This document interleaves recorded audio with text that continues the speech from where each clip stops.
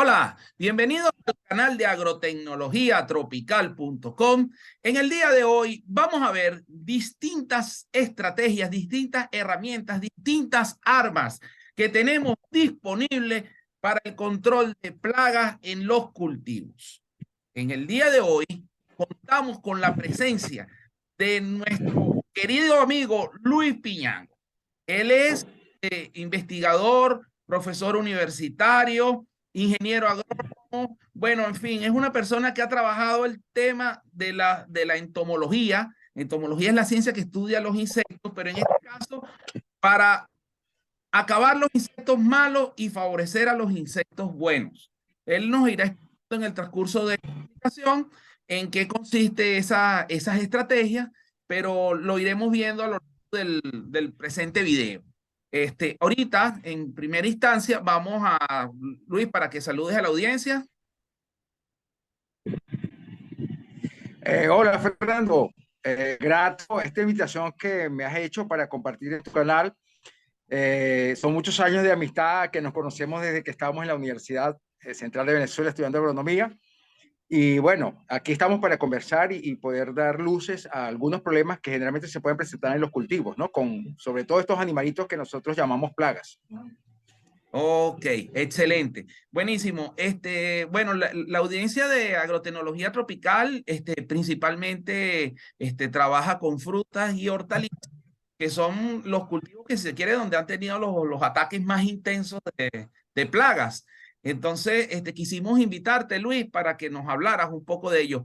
¿Qué herramientas, qué estrategias tenemos nosotros para el control de plagas? Por ejemplo, ¿qué nos puedes decir del uso de agroquímicos, de insecticidas propiamente dicho, para el control de plagas? Fernando, en este caso, fíjate, nosotros generalmente tenemos que tener primero, antes de empezar a hablar de las herramientas, tener bien claro del concepto de plaga, porque la gente piensa que plaga es cualquier cosa que se mueve dentro del cultivo, ¿no?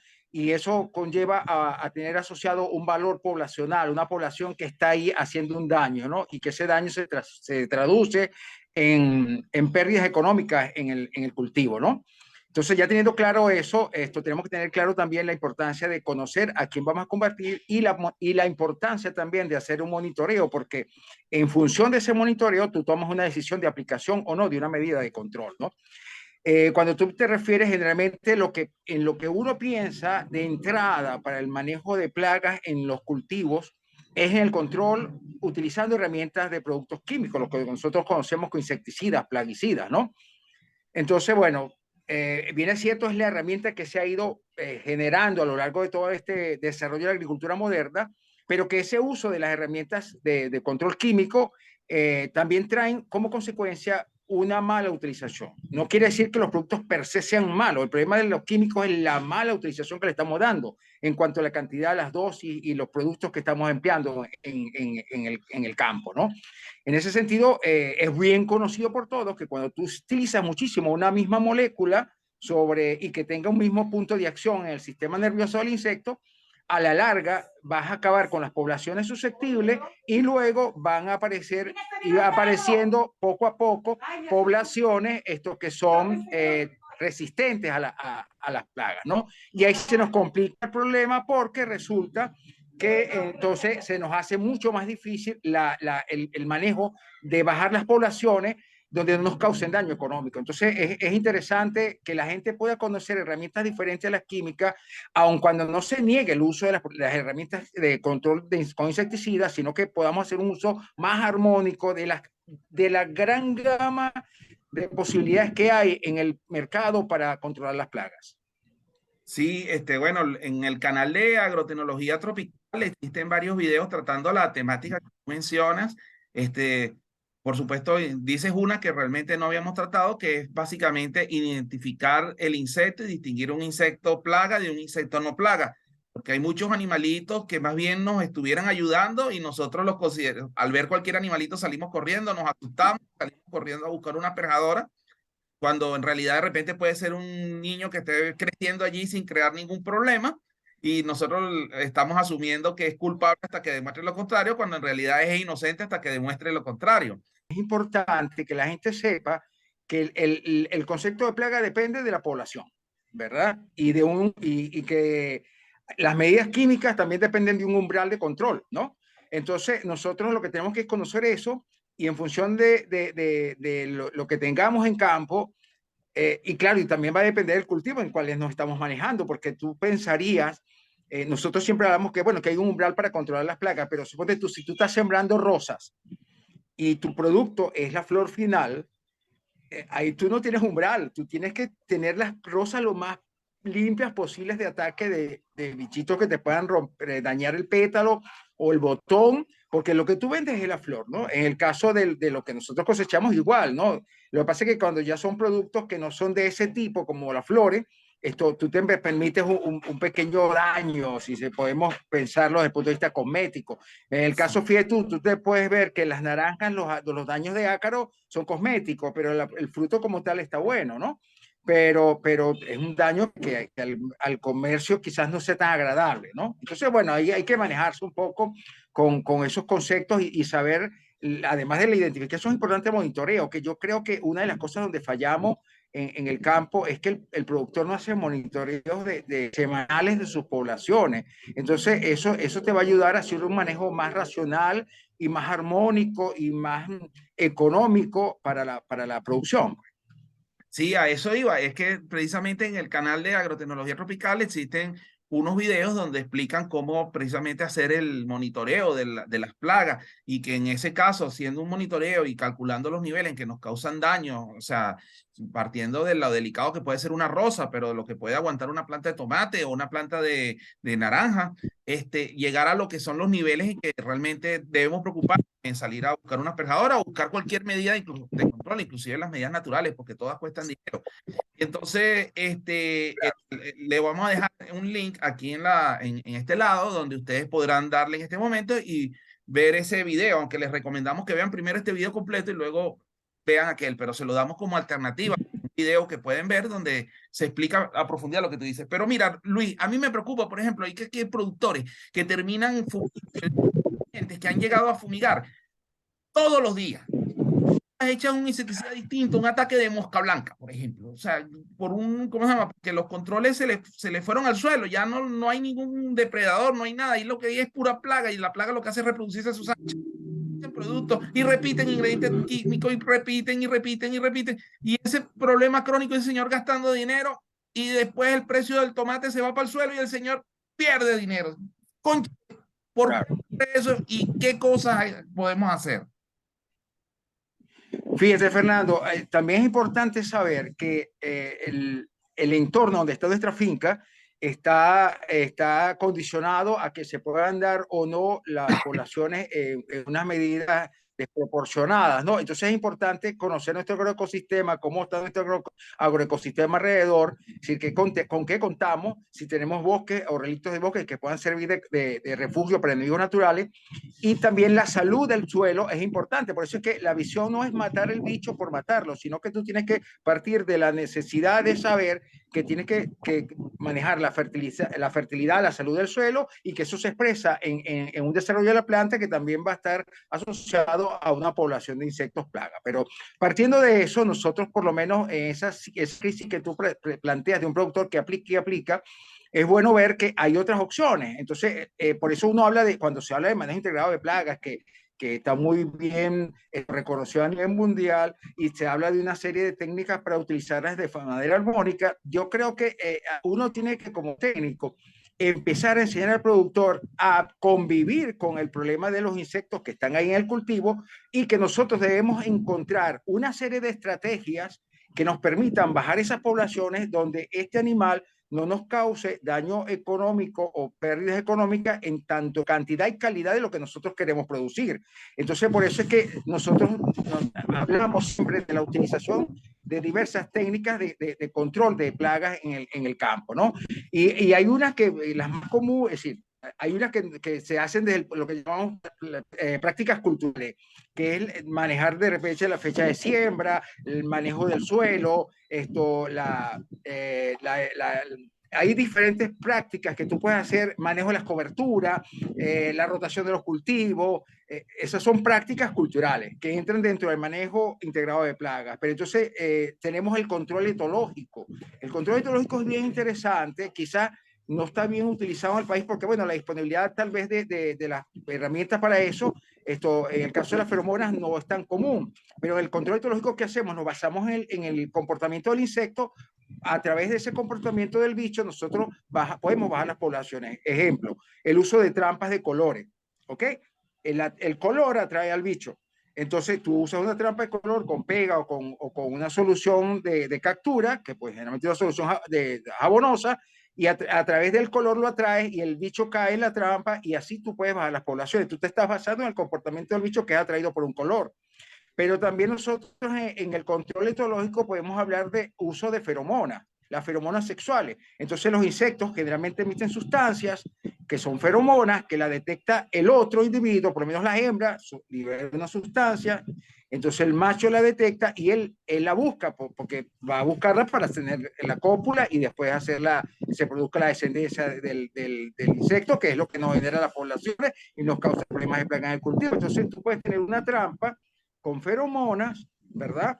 Que esa trampa te permite atraer los machos y el macho cae en la trampa y baja las poblaciones. Yo utilicé hace como año y medio unas en el sur de Aragua para cogollero con una feromona que la venden comercialmente y que se puede poner a la disposición del productor. Hay varias feromonas ahorita en Venezuela, por lo menos en el mercado, que tú puedes tener y las colocas en trampas establecidas en el campo de una manera sistémica, a la cual nosotros podemos asesorarle en ese sentido, y permite la captura de los individuos machos y baja las poblaciones. O sea, la estrategia que tú nos estás proponiendo es colocar unos recipientes que son como una especie de trampa donde va a estar el olor de la hembra en celo que va a salir y va a producir que todos los machos se vayan atraídos para allá pensando que van a tener fiesta y cuando en vez de una fiesta lo que van a caer es una prisión donde van a morir. Eso es lo que tú nos estás proponiendo. Morir. O sea, es Exactamente. una cosa fabulosa, porque ahí no una estamos aplicando nada en el campo, ¿no?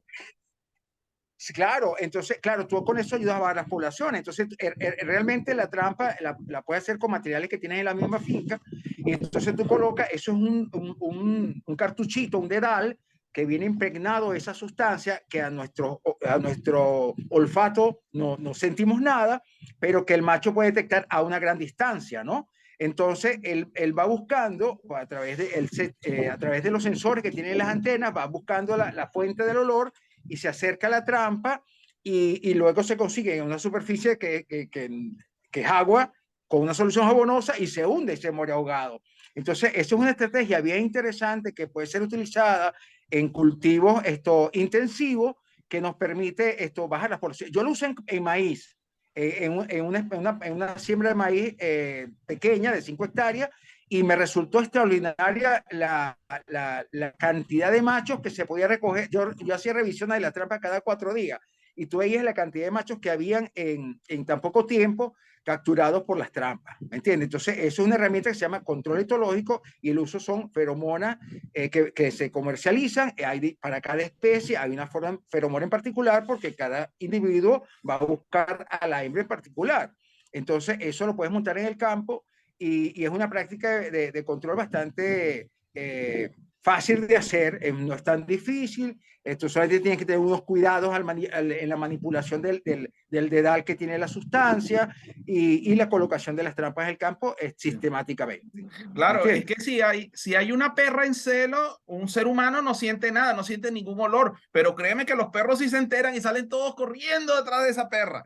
Si hay una Claro, celo, no exactamente. siente nada, pero el cochino brinca, el marrano brinca y salta a buscar su barra. Y igual pasa con una yegua y un caballo, o sea, quiere decir que es un control dirigido específicamente para una especie y hay ningún insecto, Exactamente.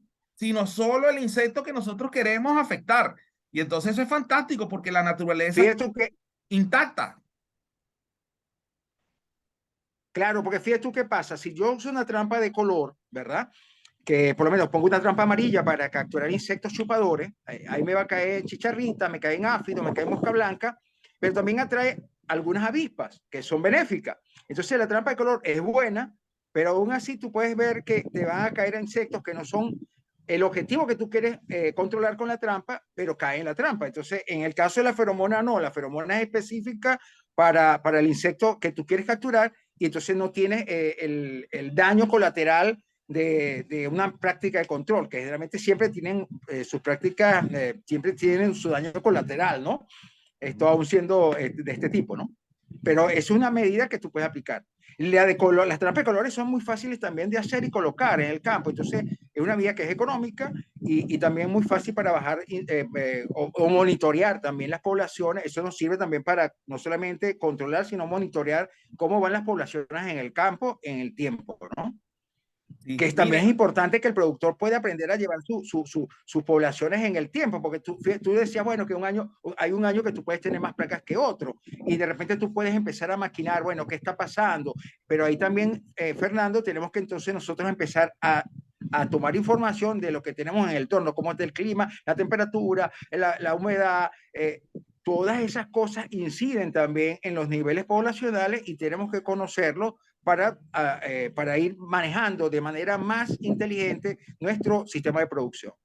Ok, entonces pues, ya tenemos el sistema de trampas, ya hemos hablado del sistema de colores, hemos hablado de los insecticidas, la forma correcta de usarla, los riesgos que existen y qué otra estrategia nos puedes proponer, qué otra arma tenemos nosotros para esta guerra que contra los insectos en el dañinos. caso del control integrado o del manejo integrado, tú puedes hacer uso de la parte biológica, del control biológico que está muy en boga hoy día.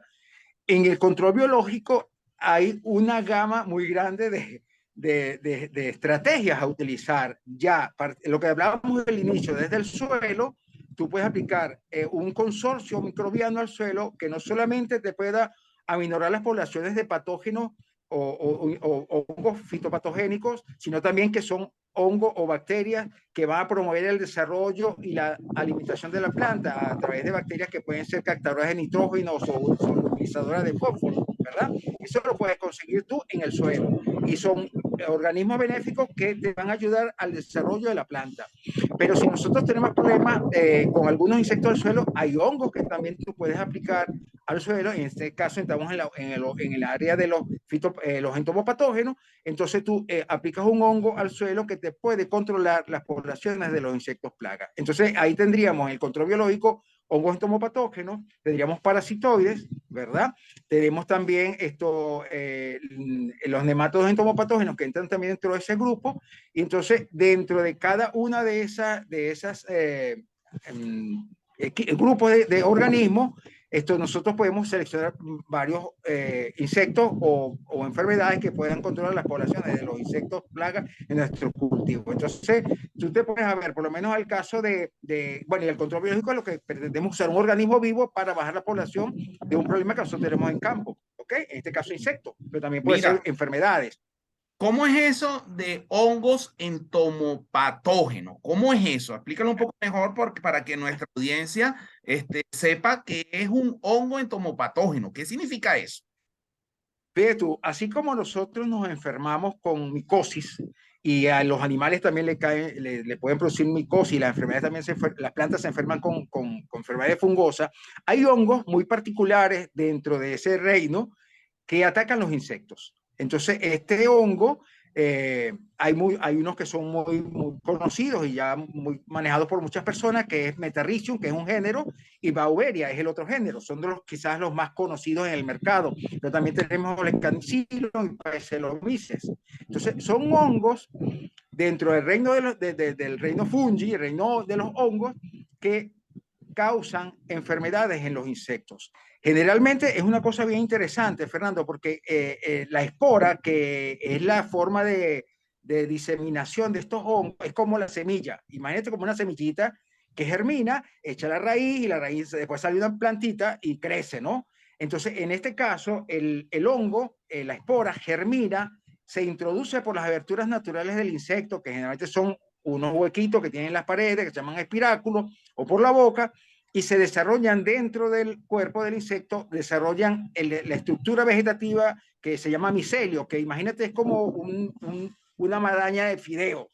pero muy microscópica, ¿no? Luego que él causa esa invasión interna, sale fuera del cuerpo, cubre el cuerpo del insecto y se produce lo que se llama la esporulación, que es la maduración de las esporas, que luego hacen una reinfección en el campo a través del viento, de la lluvia, y se puede ir causando una epidemia dentro del cultivo y entonces se van muriendo los insectos que van entrando en contacto con estas esporas del hongo. Entonces, estos hongos son hongos capaces de causar enfermedades en insectos y que nosotros estamos usando a nuestro favor para bajar las poblaciones de estos que llamamos nosotros plagas. ¿Ok? Eso es como Es bien usar interesante todo este mundo de la... unas personas estornudándole y tosiéndole en la cara a la gente y entonces causándoles esas enfermedades así tan fuertes que existieron años atrás y causándoles problemas serios de salud. En este caso no a las personas, pero sí a los insectos. Y entonces un insecto enfermo no es un insecto que es capaz de causar daño a un cultivo, sino es un insecto que está más bien buscando la forma de sobrevivir o incluso falleciendo por el impacto de las esporas que se reciben, ¿no? Y nosotros cuando aplicamos esta medida de control es muy fácil ver los síntomas o los signos del efecto del producto que estamos aplicando, porque generalmente se manifiesta externamente. Tú vas a ver el gusano o el insecto con una especie de película blanca que lo recubre, ¿verdad? Que es la estructura del hongo, o verde, en tal caso si es Metarrhizium. Entonces ya tú sabes, bueno, este tiene hongo y está muerto y ya tú puedes puedes verificar la efectividad de tu producto porque ves en el campo los insectos muertos, ¿no? Ok. Claro, hay cosas importantes que tenemos que tener claro, Fernando, que aun cuando nosotros usamos productos biológicos y los hongos son productos biológicos, nosotros tenemos que igual mantener las medidas de seguridad de aplicación. ¿Qué quiere decir esto? Que al momento, como eso es un polvo que viene liofilizado generalmente en un sobrecito, entonces tú tienes que ponerte guantes, tienes que ponerte tu mascarilla, porque no es conveniente que tú aspires las esporas del hongo, porque bueno, te puedes causar en este caso un problema respiratorio para ti. Entonces siempre debemos cuidar, aun cuando el hongo, si cae en la piel, no te va a envenenar como cualquier insecticida, siempre es bueno mantener las medidas de seguridad establecidas para la aplicación de cualquier producto de control de plagas en el campo. Pues sí, usar tus guantes, usar tu mascarilla, tu ropa manga larga, todas esas cosas, y después, por supuesto, bañarte adecuadamente como lo harías con cualquier producto. Claro, en el caso de los químicos, la situación es un poco más compleja, porque un momento que tú te mojas o te cae la sustancia, eso entra por los poros y entra al torrente sanguíneo y las consecuencias las pagamos después con una intoxicación, pues. Entonces, Claro. Pero igualito, nosotros tenemos que cuidar al momento de la aplicación de los hongos, tener esa medida de seguridad, sobre todo usar tapabocas y tus guantes. Ok, voy a rescatar algo porque tú me hablaste de hongo entomopatógeno, pero también me hablaste de nematodo entomopatógeno. ¿Cuál es la diferencia? O sea, ¿cómo es eso por un lado, hongo entomopatógeno, que ya no lo explicaste, y ahora nos hablaste de nemátodos entomopatógenos? Fíjate tú, Fernando, esa es otra herramienta de control biológico que existe y que aquí, por lo menos en Venezuela, se consigue, en este caso, un género que se llama Heterorhabditis. Los nemátodos, vamos a ver para constituir nemátodos. A nosotros, en el cuerpo nuestro, en algún momento de nuestras vidas, podemos tener lo que llamamos lombrices. Sí, que son del grupo de los nemátodos, no del grupo de los anélidos, que son dos cosas muy distintas. Pero entonces, te hago la analogía porque para que la gente se contextualice en cuál es el bicho, ¿no? Entonces, esos nemátodos que atacan a los seres humanos, así como hay eso, el Oxyurus, el Ascaris, hay unos muy chirriquiticos que se pueden ver a simple vista cuando están juntos todos, que están en el suelo y que pueden matar a los insectos, ¿no? Entonces, estos nemátodos uno hace un aislamiento de estas cepas del suelo, las reproduce de manera en laboratorio, de manera comercial, y entonces tú puedes aplicarla después como un insecticida. Entonces, ¿cuál es lo interesante de los nematodos entomopatógenos? Realmente el nemátodo como tal no mata. Lo que mata es una bacteria que mantiene simbiosis con este nemátodo, y el nemátodo lo que sirve es como una especie de jeringa que introduce la enfermedad dentro del insecto, ¿no? Entonces, el nemátodo entra igual por las aberturas naturales del animal, la boca, los espiráculos. Entonces, al entrar dentro del cuerpo, esas bacterias que están dentro del tracto digestivo del nemátodo se liberan y empiezan a reproducirse grandemente en el sistema digestivo del animal y causan imagínate como que si todo eso se disolviera los tejidos internos del insecto y se muere el animal. La muerte causada por nematodos ocurre aproximadamente a las 72 horas, es decir, es una muerte muy rápida causada por estos animalitos y entonces ya de una vez que el insecto es colonizado por los nematodos y a su vez por las bacterias, está condenado a morir porque no hay manera de que el sistema del cuerpo pueda combatir un desarrollo exponencial de las bacterias que van a causar la muerte del animal. Entonces, al morirse el insecto, la bacteria se sigue reproduciendo, el nematodo cumple su ciclo dentro del animal y cuando él sale afuera, está ya en el estadio juvenil 4, que es el que causa la infestación. Y entonces se puede reproducir una infestación nuevamente en el insecto que se tope con un nematodo en su camino. Pues. Vamos a hablar ahora de esos insectos que se utilizan para controlar otros insectos. ¿Cómo es eso? ¿Cómo funciona eso de usar insectos para controlar a otros insectos? En este caso, ahí trabajan en el mundo, hablamos de órganos entomopatógenos, nematodos entomopatógenos, ahora hablamos de parasitoides. En el parasitoide es un organismo que puede matar a su hospedero. Los parásitos no matan al hospedero, el parasitoide sí. Entonces podemos tener parasitoides internos, que son endoparásitos, y parasitoides externos, que son ectoparásitos. Eso se consigue todos en los agroecosistemas o en los ecosistemas naturales, pero fíjate tú, hay unos que ya se producen comercialmente como, que son parasitoides por lo menos de huevo, que en el caso de Telenomus remus se usa mucho en maíz y Trichogramma también se utiliza en maíz y en otros cultivos. Entonces, estas son avispas, ¿verdad? Los parasitoides están dentro del grupo de las avispas, en el grupo de las moscas, ¿ok? Principalmente. Entonces, hay varias familias de avispas que son parasitoides. Entonces, algunas parasitan huevos de la plaga que nosotros queremos controlar. Por ejemplo, Trichogramma y Telenomus, que son dos avispitas muy pequeñas, parasitan los lepidópteras. Y entonces el huevito de esa avispa se va comiendo el embrión de la lepidóptera y no nace ningún insecto dañino al cultivo. Entonces es una forma de hacerlo. Hay otros parásitos que se meten dentro de la larva ya nacida y lo mata. Por ejemplo, Scotesia flavipes, que es un parasitoide de caña de azúcar. Entonces esa avispita introduce su huevo dentro de la larva de diatrea y entonces se desarrollan dentro de la larva de diatrea una cantidad de avispitas que luego salen a la superficie, al exterior y repiten el ciclo. Entonces, estos son avispas que podemos conseguir. Hay moscas también de la familia Taquínidae que también hacen ese mismo sistema, parasitan la larva y matan a su hospedero. Entonces, esto también es una herramienta muy interesante de utilizar, también muy fácil de aplicar, porque por lo menos el caso de Telenomus y Trichogramma, que se venden en potecitos pequeñitos, así como de café del pequeño, tú eres con tu envase al campo y lo vas liberando, ¿no? Así como hay Telenomus y hay Trichogramma, también tenemos avispas que controlan la broca del café, como la costa de marfil, que también se colocan en el campo las pupas de estas avispitas para que nazcan y luego puedan parasitar la broca. Y entonces así vas a encontrarte en el mercado algunas, pero principalmente en Venezuela se consigue Trichogramma y Telenomus para control del lepidóptero. Hay una gran inquietud porque, por ejemplo, las empresas de agroquímicos, todas son unas organizaciones mundiales que tienen unas campañas de marketing gigantescas y tienen una red de distribución donde uno va a la vuelta de la esquina y compra el producto que uno necesita y va y lo aplica en el cultivo. En el caso de todas estas tecnologías es como un poco más difícil conseguirlas y tenerlas a disposición para el agricultor. Entonces, quisiera que tomaras unos minutos para explicarnos cómo podemos hacer, en este caso en Venezuela, pero después a un futuro me imagino que también podrá ser a nivel internacional, cómo puede hacer un agricultor venezolano para conseguir estos productos aquí, para poderlos aplicar, porque está muy bien todo lo que nos has explicado, es una estrategia maravillosa, no estamos dañando la naturaleza, pero no cuesta conseguirlo. ¿Qué solución hay para eso, Luis?